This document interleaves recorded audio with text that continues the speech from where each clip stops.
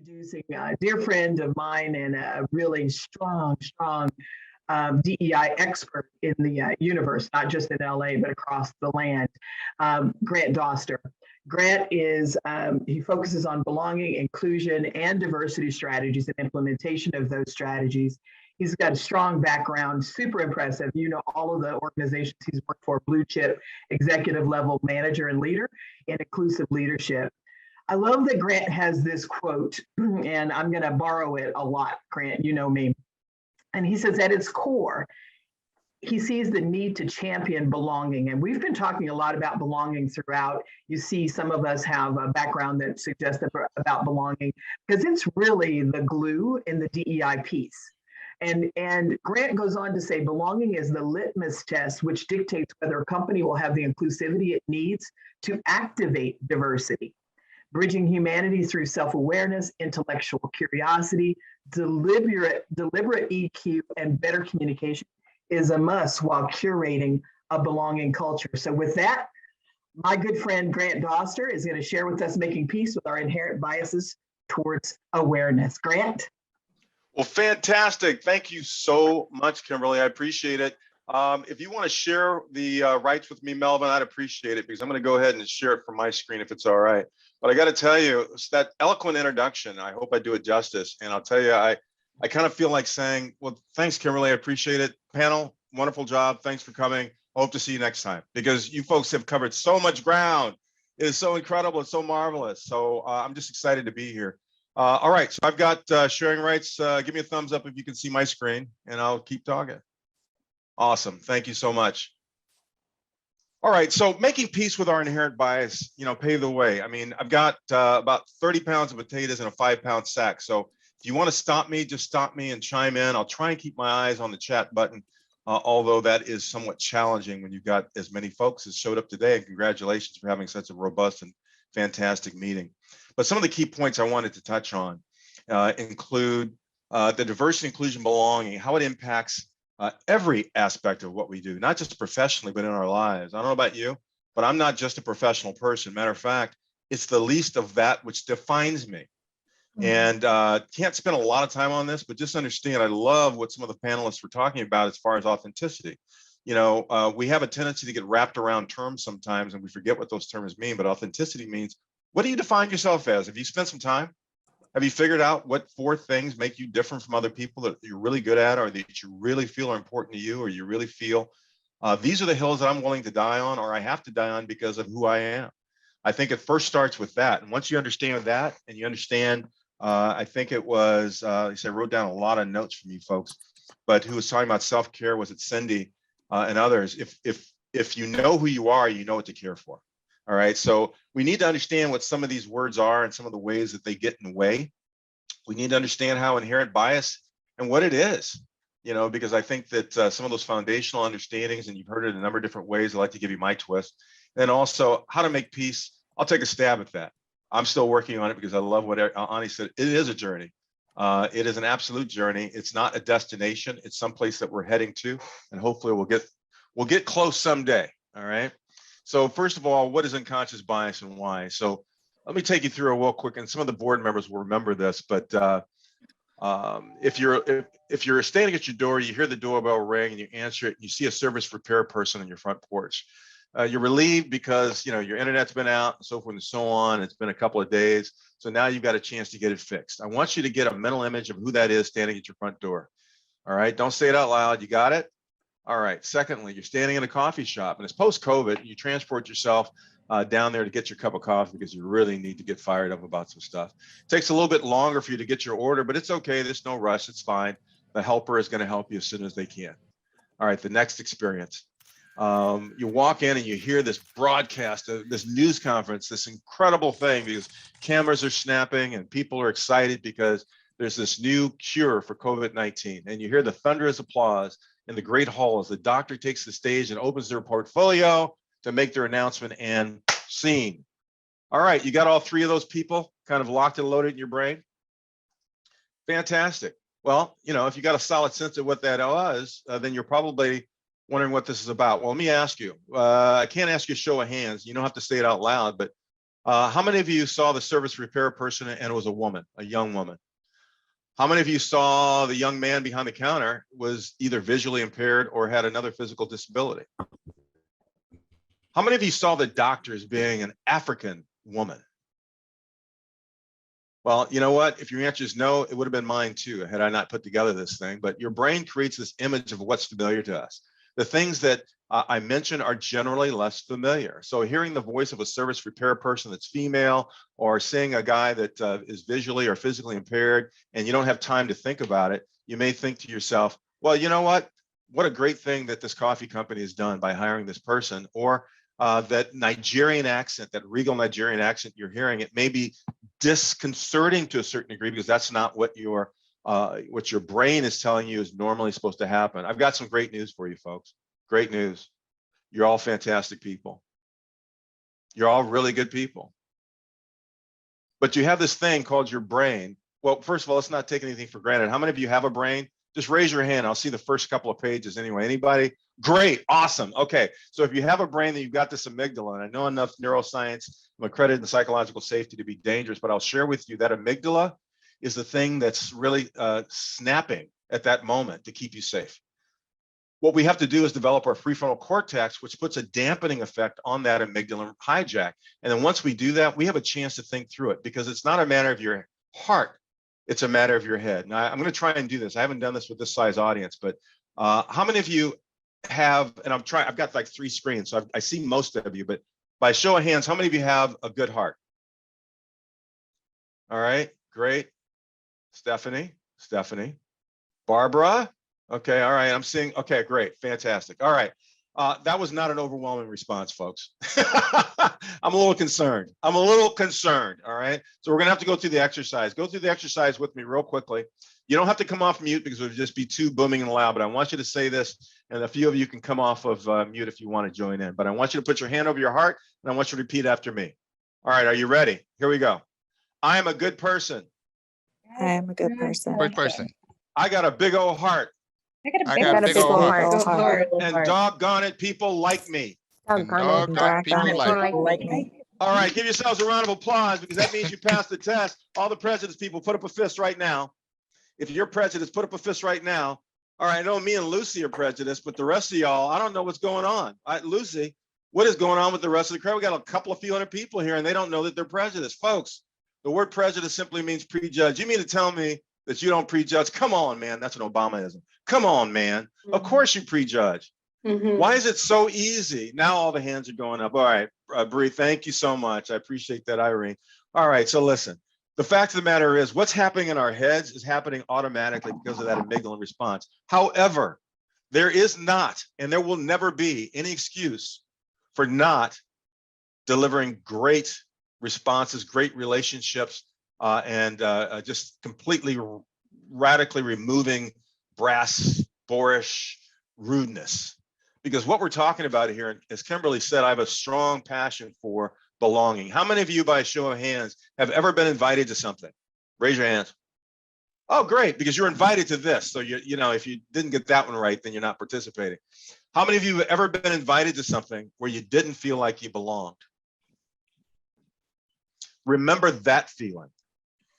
That's the feeling I want you to remember, because that's what we're talking about. You may not remember all 200 different unconscious biases. You may not remember to put halos and horns away and stop judging people before you, because your amygdala is just responding to a situation to keep you safe.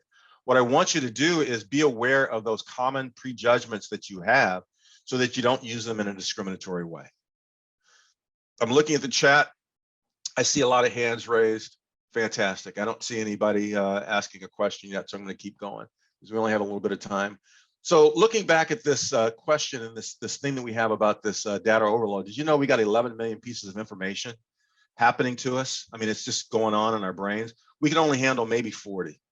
So the solution is that we take these mental shortcuts. Daniel Kahneman, Thinking Fast and Short, Fast and Slow. You can put that on your book list too. The panel had a lot of good books that they suggested.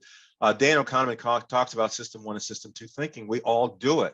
So what I want you to know is, and this is hopefully, you know, you hear me what I'm saying here, but we're all good people, and we all make mistakes, and we all blow it. The BTK killer, stood before the judge and said, I swear to you, I saw this on a documentary a few weeks ago. He stood before the judge and said, well, judge, I'm a good person. I just done some bad things. Oh my gosh. If that's the bar for being a good person, we all need to wake up a little bit. I want you to remember what it feels like to be disenfranchised, to be put on the outside and not be invited in. Now, that being said, because our mental shortcuts are happening, your motivation should be, certainly because it's a moral imperative. It's something you should do because it's a nice thing to do. Folks, this is a business discussion we're having. If we're not doing what's right, if we're not paying attention to all the things that surprise us when we see these differences because of all the different places we get the information from, the television, from our parents, from Uncle Fred and Aunt Edna and every place else, and your hard drive is just filled with these things. If we're not being proactive and going out and trying to find out what is causing my relationships to fail, then we are doomed. We are doomed and will be Uberfied completely out of existence, because all those things going into your head are going to come out of your mouth at some point. The social bias curve that I put together looks at the bulk of society, and this is based on empirical evidence. Sure, there's a bunch of people out there that are explicitly and abject racist, misogynistic pigs. We know that, but I'm going to suggest that that is a very small percentage of the population that is actually just really trying to go after that type of mentality. It's usually out of fear. I'm not making excuses, but there's a lot of reasons why. Sometimes there is some mental issues and other things. But let's just say, for the sake of argument, that that's a small percentage of the population. Most of us are going to be someplace in the middle, where we either feel a cultural superiority or our unconscious bias and our brains are showing up without us. Our journey is to the eternal quest towards informed acceptance, open-mindedness, while keeping our personal values still true. It just doesn't mean you have to change who you are. Matter of fact, self-care that Ani and Cindy were talking about, all of these things about self-care is being authentic to yourself. If you don't bring your authentic self, and if you can't be your authentic self, you're pseudo-styling. And I dare to believe, based on the neural that I've gotten, been a benefactor of, that's what's leading to a lot of the aberrant behavior and some of the mental difficulties that we have, because we're trying to pseudo-style or change who we are to fit in. What a shame that is, because we are already coming with this fantastic colloquy of information we should and need to share. So the next time you find yourself on the outside, go out and find somebody else who's on the outside and bring them into where you are, because there's always going to be somebody that's feeling a little bit disenfranchised, because it doesn't matter what your intention is. What matters is the impact that you're having. And being protective, protectively hesitant in saying things is not going to get us there. Now's the time to be bold. I heard somebody say in the panel, it's time to be brave. You have to create that space. And when you blow it, which inevitably you do, and board, I think that you'll remember this exercise. I want everybody to do it. I won't watch to see everybody does it. You can put your hands down if you want. You don't even have to come off mute. But inevitably, if you're in that bold and brave space, you're going to blow it.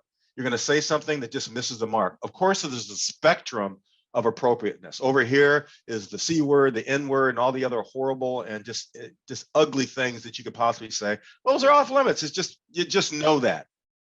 You start to move up, and you know that there's certain things you don't say about people when it's particularly hurtful, particularly when it's somebody that can't necessarily change that thing about themselves, nor should they. As we start to move to the middle, it gets a little bit fuzzier. And sometimes you're trying to fit in, you're trying to make yourself feel more comfortable, so you say that thing. Well, that thing comes off wrong, so I'm going to tell you what you do when you get to that point where you say that thing that just doesn't quite go right. You reach out in front of you, you grab hold. Go ahead, reach out and grab a hold of something right in front of you, like you're grabbing hold of something, like right here. Go ahead, do it, do it. Okay, Jennifer's got a sandwich. That's cool. You can grab the sandwich just like that. That's cool. Very good. All right. On the count of three, I want you to yank vigorously forward. Okay, on three. 1, 2, 3. Boom. All right. What that sound you heard was your foot coming out of your mouth. Once your foot comes out of your mouth, now you could say, geez, Kimberly, I am so sorry. I blew it. I said something I could tell by the impact that I had on you. That just did not land correctly. Vulnerability goes a long way. Today, what we're doing is we're doubling down. We're telling people, I don't care. Yeah, I said it, because we all want to be that person that's really, well, guess what? When it comes to the things that we're really trying to get past, diversity, which makes people all weirded out, it's just differences. Inclusion, love your explanation of inclusions. But at the end of the day, I'm included if I feel like I belong, because belonging is the litmus test as to whether or not you could really feel as though you belong. You're all invited to this meeting. Women, get invited to meetings all the time. And if it's a male-dominated environment, they're asked to take notes, they're asked to grab coffee, women are sometimes asked to take notes. All these things have become complete microaggressions because women are just as capable. And by the way, women are more academically prepared coming out of college statistically, so chances are the women in the room are probably superior to some of the men in the room, but yet they're left with these menial tasks a lot of time in corporate America. Why? It's because we're living with a 1950s model that is obsolete. So what I want you to do is give some thought to, am I truly doing something, not just to be inclusive, but am I doing something to make sure that that person feels like they belong? And the panel came up with some really great ideas. I won't recapitulate what those things were. Prejudice gets in the way of that. And that's what unconscious bias is. We talked about it. Prejudice is simply prejudgment. So just know what you're prejudgmental about so that way you won't fall into the trap of isms. And Ibram Kendi and How to Be an Anti-Racist, I think, has a great definition for isms. And I've extrapolated that across all the spectrums of sexism, heterosexism, ableism, nationalism. As my now 25-year-old and then 4-year-old daughter said, it seems like isms are bad, Daddy. I said, yeah, most of them are, honey, because isms simply mean that you're locked and loaded about something of superiority. You're saying that I'm going to disenfranchise this other group consciously or otherwise because I just don't, have as much information about it. So therefore, I'm going to hold on to what I believe is true. And or this is the one that got me. I will be either aversive, closing my eyes to it, or I will be in a position where I'm not being a great ally. So if there's time, I'd like to touch on a couple of things that I think we should do to be an ally. But at the end of the day, it's so easy to say, I'm a good person, to point the fingers at everybody else, when some of us, yes, we have practiced some of these isms ourselves. And it starts with a place of prejudgment unfettered. If you don't do anything to curtail your prejudgment, to mitigate it, you'll never get rid of it. It's amygdala working, it's your brain working. That's a good thing. But know what they are. And I love what, let me see, I want to make sure I get the person right that said this. I think it was Cindy, be intentional. I'm telling you to be prejudiced on purpose. I've got a bias. The Los Angeles Dodgers is the greatest baseball franchise in history. The Dallas Cowboys are the best football team that ever played the game. Ooh, I saw some snarls on that one. I would love to get to the point where we trust each other enough, where we can have conversations about politics, religion, and our dreaded sports teams to make sure that some of these isms, some of these prejudgments don't take hold and get in our way. So the second question is, why does inherent bias interfere with belonging? Well, I'll tell you, it comes to psychological safety. There's the cool kids table. Most of you sat at the cool kids table. It was right by the lunch counter. Remember that? You didn't even have to get out of your seat. You could reach over, grab your plate, throw an extra set of mashed potatoes on there and everything. Well, guess what? There's a bunch of cool kids. Those are the norm. The norm people are the people that have more power, usually are more valued. Doesn't matter how many there are, but if there's somebody that's in charge, usually everybody kind of gravitates to the juxtaposition of power against that person. Well, guess what? Where there's cool kids, there's also outcasts, people who are nerds, people who are on the outside. If you're the varsity letterman and the captain of the debate team and everything else, and you're considered to be sitting at that cool kids table, believe me, there's a bunch of nerds. The only way to get between the cool kids and the nerds and knock down that sense of lost productivity is to communicate, over communicate, break down the barriers, walk across. If you find yourself to be one of the cool kids, go out and get yourself a nerd today. If you're a nerd, you can start to work your way back to the cool kids, but guess what? I don't know about you. Anybody remember this in high school, junior high, as a freshman, getting like dumped in a locker or in the trash can? Anybody remember that? I still see hands up. I think that's from the last time, but yeah. Okay. That is not belonging. That is the antithesis of belonging. Well, guess what? You're a bunch richer and you're a little bit older, but you're doing the same stuff. Because guess what? When it comes to one team, those lines will not start to blur until you understand that there's outsiders in your midst. They're in the same meetings as you. They're walking down the halls with you. You share lunchrooms, restrooms, and all other common facilities, but there's people that are on the outside just dreading coming in because they don't want to emotionally be locked in a locker or dumped in a trash can. Did you realize that 3 out of 10 people feel like their opinions count at work? That's a problem.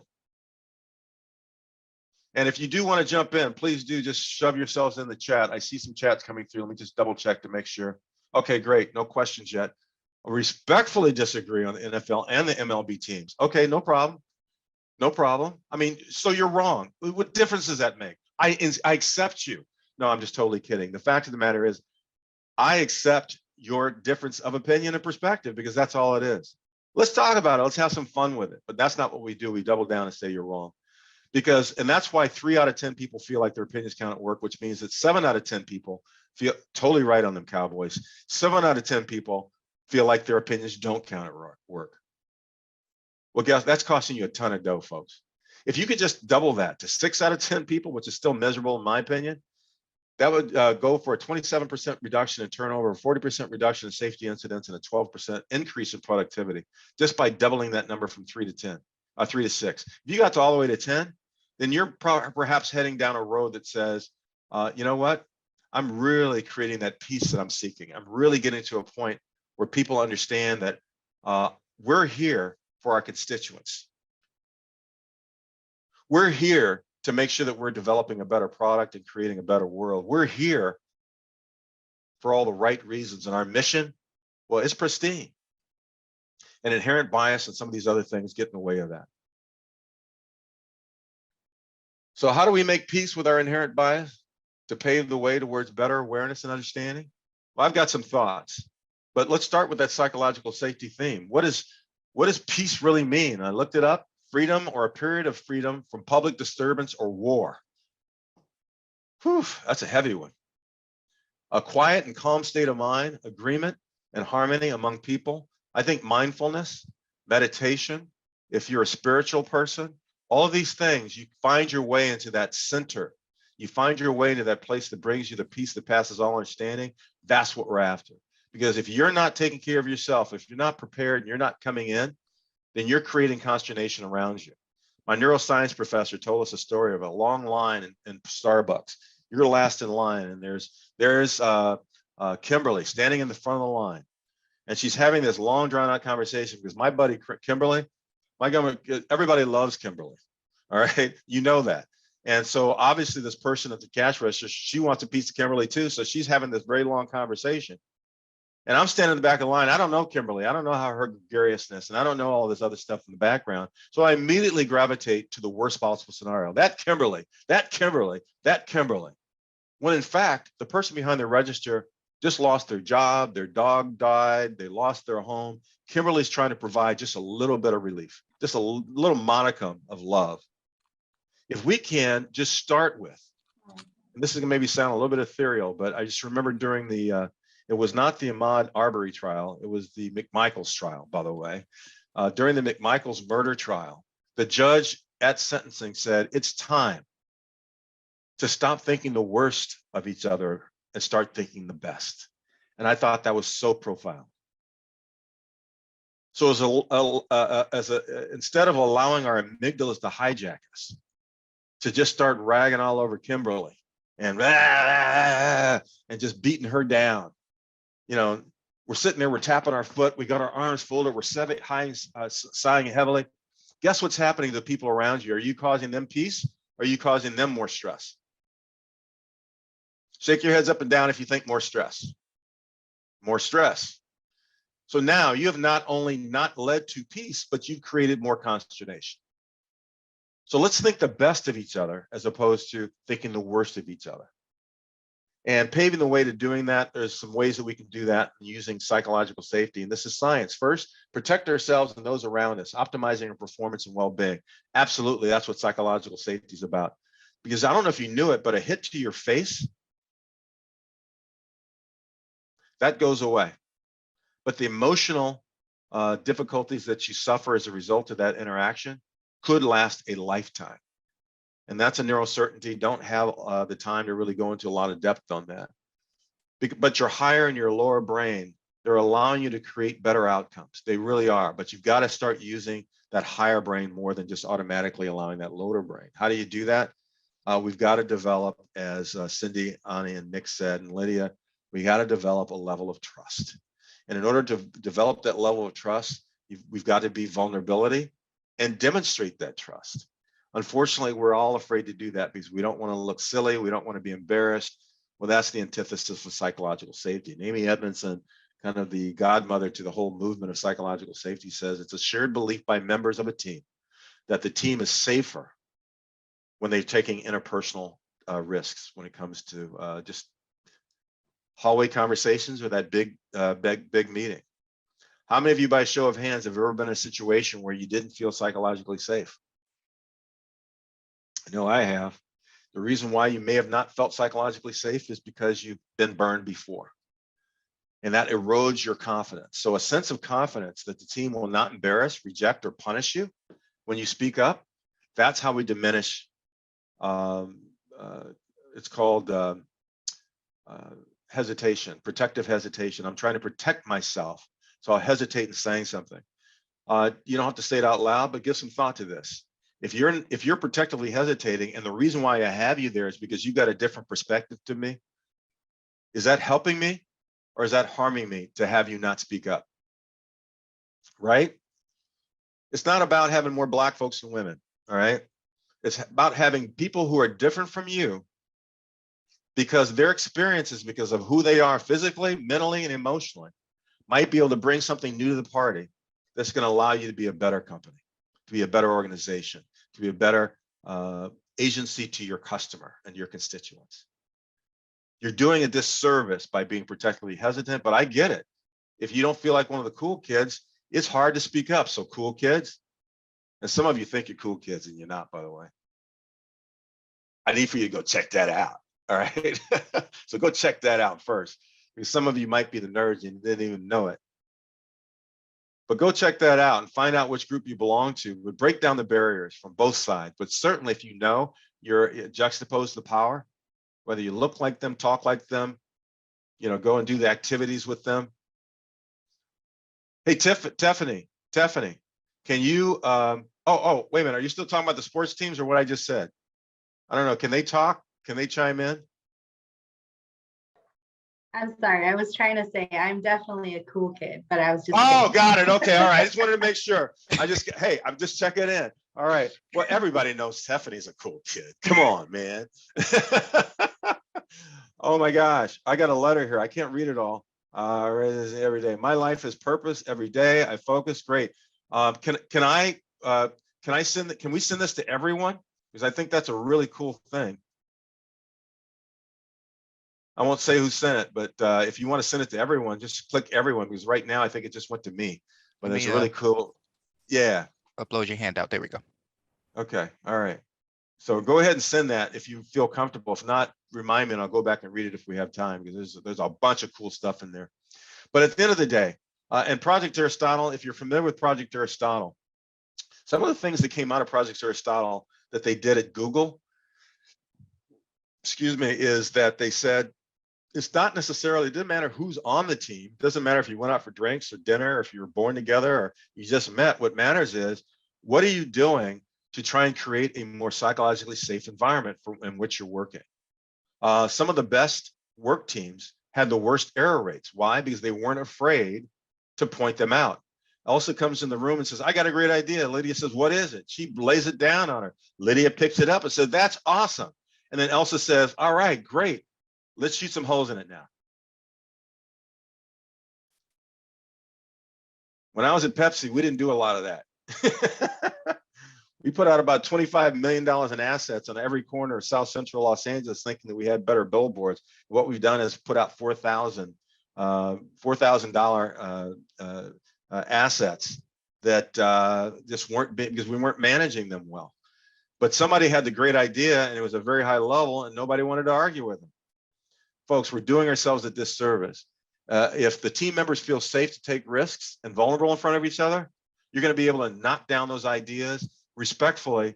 Give people the feeling as though, this is a great idea, because it probably is a great idea. Or spend the appropriate amount of time making sure people know their opinions count at work. And then look at the dependability. If people aren't dependable, okay, we need to talk to them and find out why you're feeling that way. Maybe they are, maybe it's just your perception. You can't say somebody else is undependable or not dependable. We need to lean in and find out, is there something, Stephanie, perhaps that I'm unaware of that maybe be getting in the way of my feeling of dependability when it comes to you? Because I've had this feeling, and And that's why I haven't given you the work. And I'm going to take responsibility for that. So Stephanie, let's talk about it. Chances are Stephanie may say, no, I've been getting it done. I just was more concerned about you. And because it seemed like you were overwhelmed and struggling. So I didn't want to put more on you. Wow, what a conversation that might be, right, Stephanie? The structure and clarity. Team members know what their roles are. They know what it is that they need to do. They know what they need to do to try and make it a better company. And then a meaning. If you're doing work that's meaningful, that's number one. Number two is being a psychologically safe environment. Number three is bring your authentic self. That's how we're going to have the impact that we want to have. And that's how we're going to end up being in a position where thanks for posting that, where we're going to see the change that we want to be. This is a model that I use, and I'm just very conscious of time. Just stop me at any moment if you want me to land someplace. And I'm trying to keep track. You need to reduce the judgment, rumors, bullying that creates social isolation. Gosh, yes. Let me just spend just a second there, because an instrument that I use, an assessment, I'm part of the the advisory board of the Academy of Brain-Based Leadership.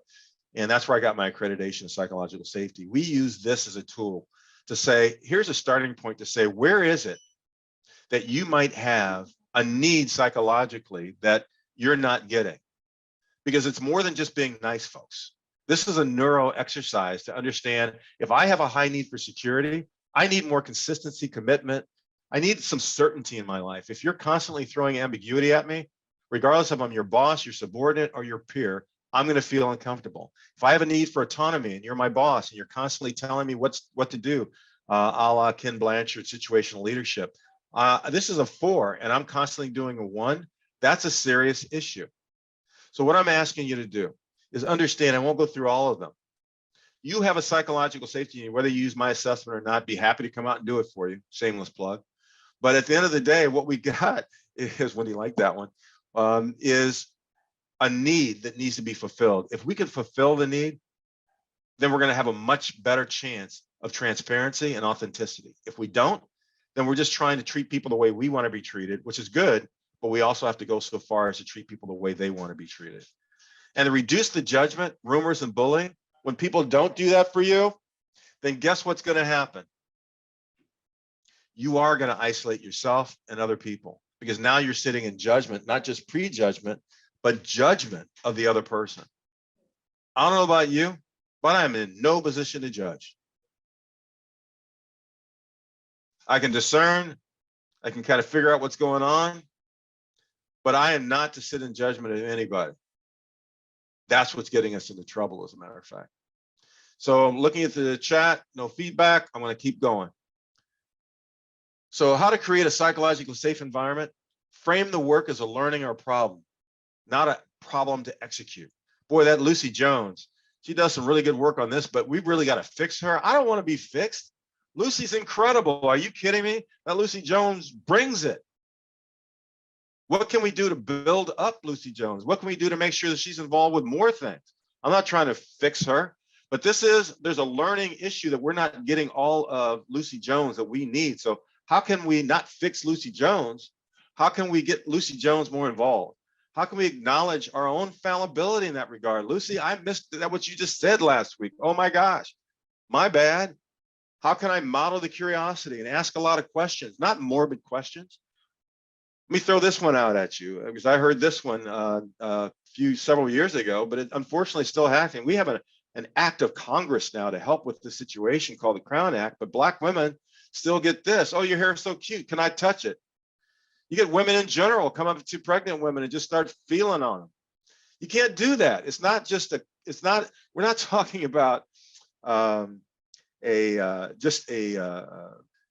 area of compliance of sexual harassment and inappropriate behavior. What I'm talking about is, am I doing things that are going to build a relationship and a sense of belonging, or am I doing things that destroy that sense of belonging, that sense of comfort? So what I want you to do is give some thought to maybe my few ideas here, but let's keep it going, because I want you to take it a step further once you get the basics down. I want you to be a better ally.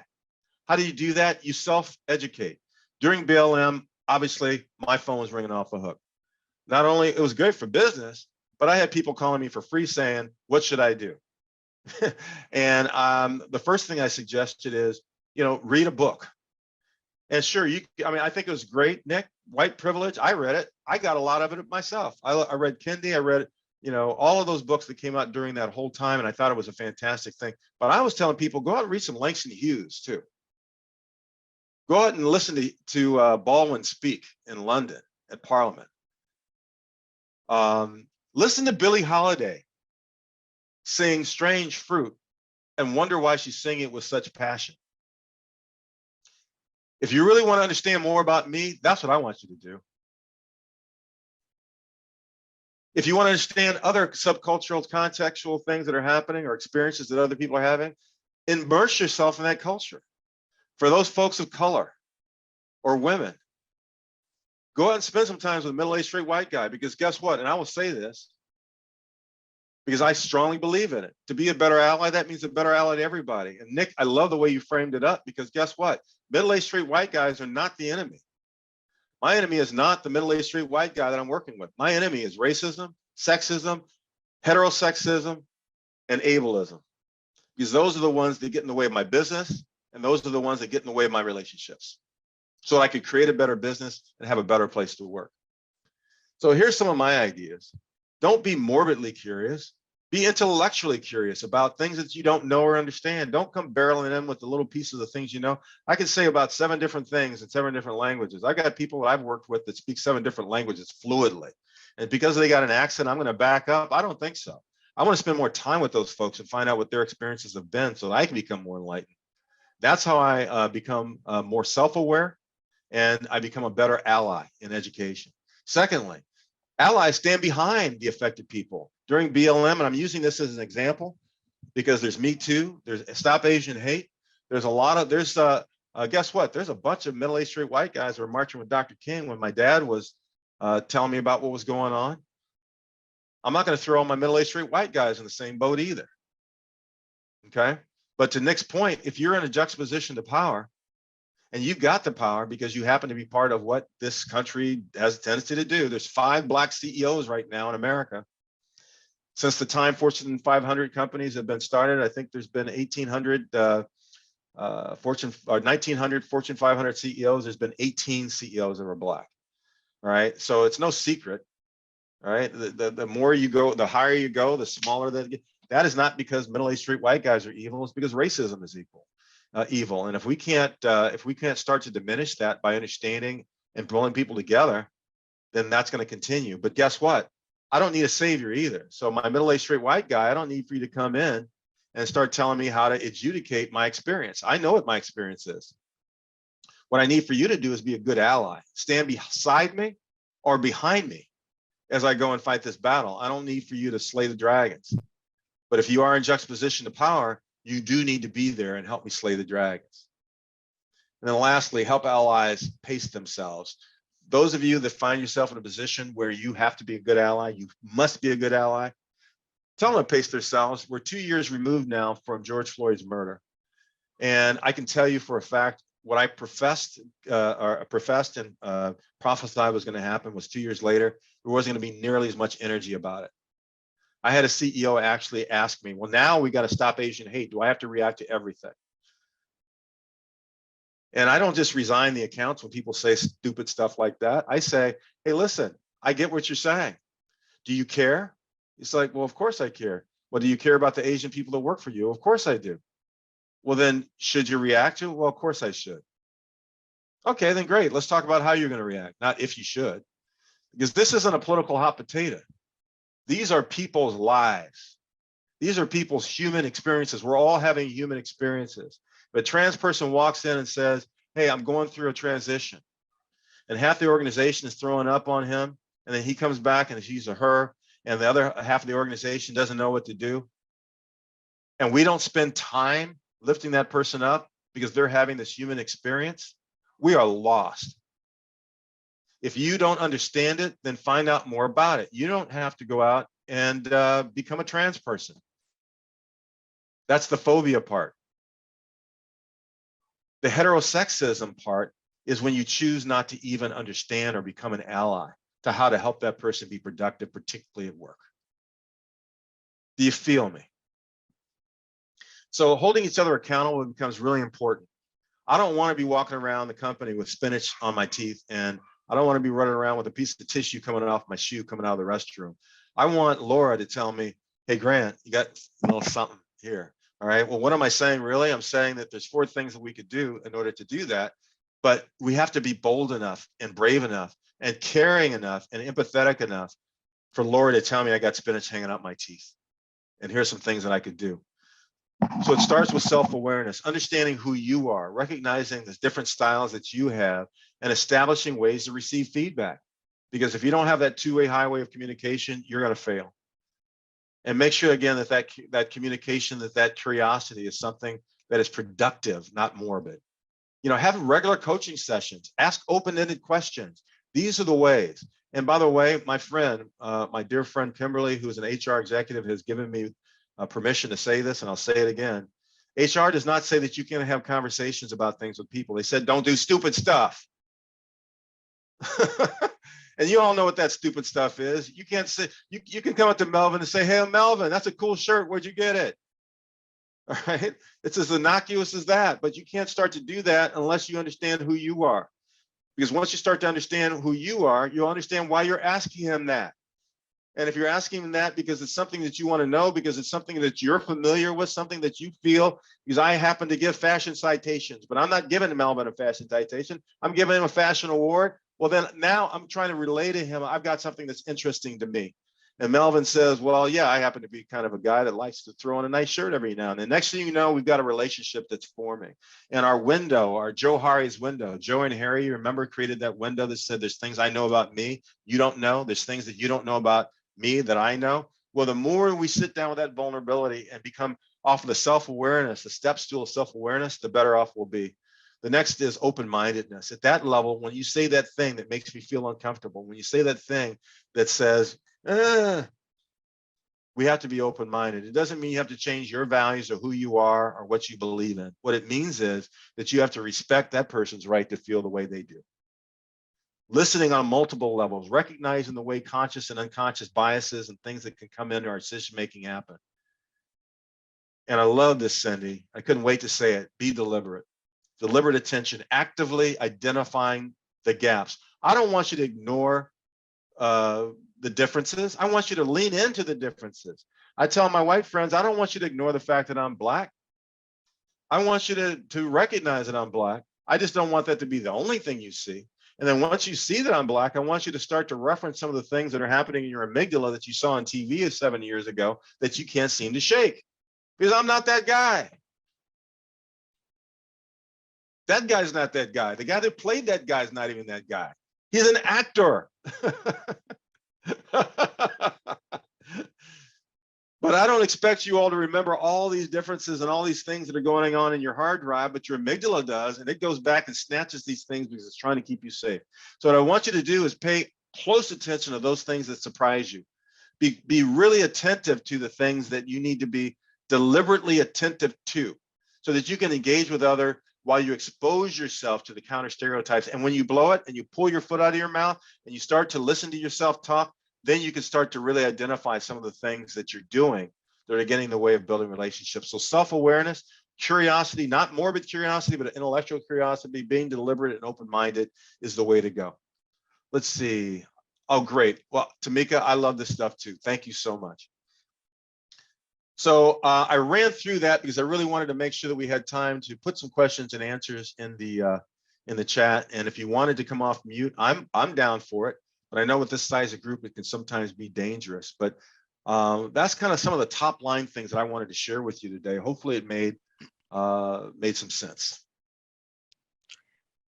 Grant, once again, you always blow me away, and this was really thought-provoking. Thank you so much for spending so much time with us and being so generous with this information. I just am so proud of you, and this work that you're talking about, the highlighting of your voice really means so much. So thank you. And we all got work to do, and we know that. So thank you. Thank you, Kimberly. Thank you, everybody, for allowing me to spend some time with you. Wonderful, wonderful. How's everybody doing? Everybody okay? It's been an afternoon and a morning too, huh? We have had some amazing conversations and we're not done yet. This is our final symposium coming up. Melvin, in just a moment, you'll be able to get up the, Grant's getting all kinds of love right now. I know. Thank you. Feeling it. You feeling it? Are you the feeling love. it? All I'm right, feeling Mr. it. D, feel it because you're getting it. I love it. I'm just loving it.